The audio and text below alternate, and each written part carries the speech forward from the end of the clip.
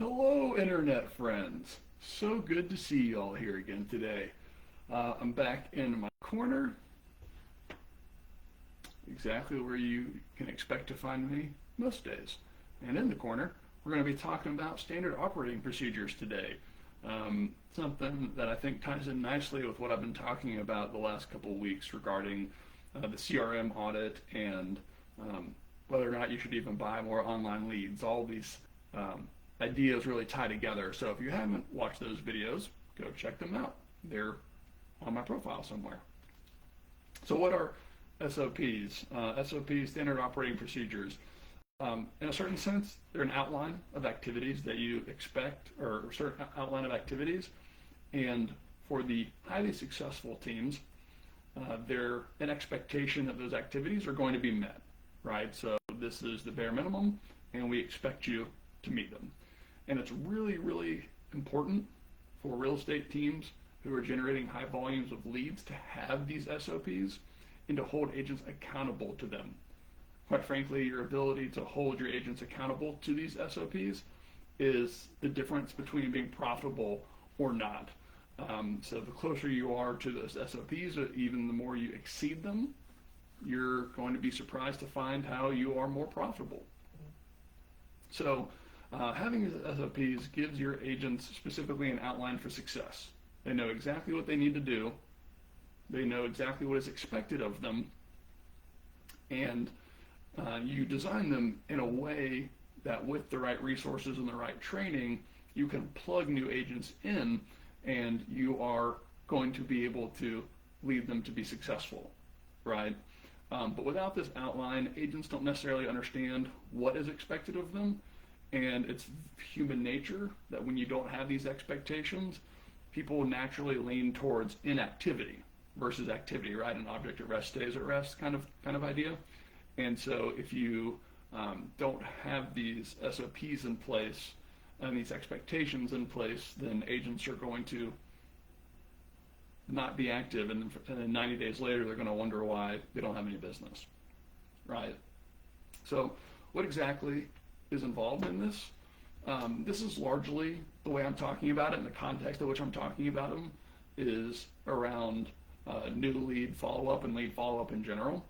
You may have SOPs for a myriad of things, right? This is how you hold open houses, and this is how you do this, and this is how you do that. Of course, generally when I'm talking about the world of converting leads, right? If you know, that's my background, is online lead generation, CRMs, lead conversion. That's kind of the world that I've spent most of my time in.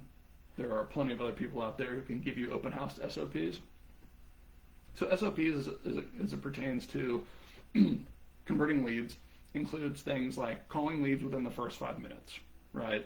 Quite frankly, the Harvard study was done in about 5 minutes. I think the new study, because that study is a bit dated, is 2 minutes.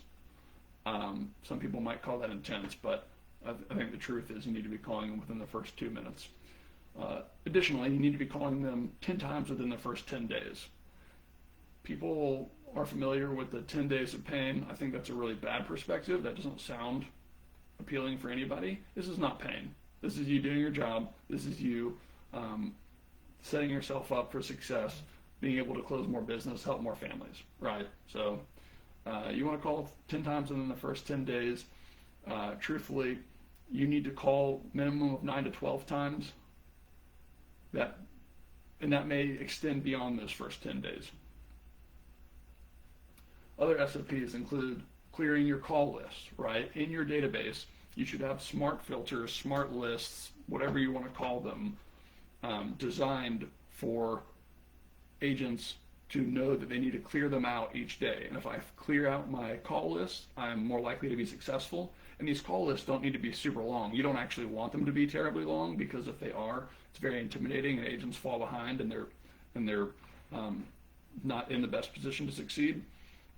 But clear out your call list on a daily basis. Your call list should be set up in such a way that if you make that phone call that day, that person gets removed from that call list for the day, right? So zeroing out those call lists. And then clearing overdue tasks, right? So maybe as an agent, I had a client in from out of town, and I spent all day with them that day. I didn't make the time to clear out my call list for the day or my overdue tasks. Have expectations that that will happen, and you are expected to have those overdue tasks cleared out by the end of the next 48 hours or something like that, right? So those are all examples. Implementing these SOPs can be really hard if you have a team already who doesn't have expectations set for them. But when you present this to them, this is something that you are presenting because it is going to help them make more money. So taking your medicine doesn't always taste good, but at the end of the day, it's good for you. These SOPs are proven. There are top teams all over the country who have implemented some version, if not all of what I've talked about.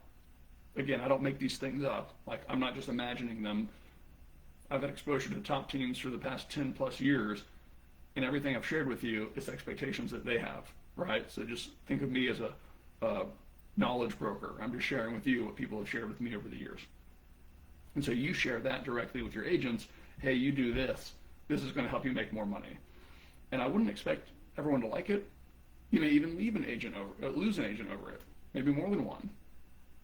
But those are probably not the top performing agents on your team anyways. Maybe they're not the right culture fit. So anyways, they either get on board with it and they make more money, or you potentially lose them.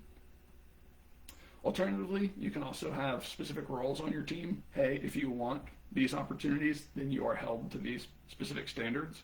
It's certainly not unheard of to have teams within your team, roles within your organization, call them lead teams, E-teams, things of that nature. But this should be the standard set for all new agents. So with your existing agents, you've got to have a little bit of grace. But for all the new agents on your team, this is just what is expected, right?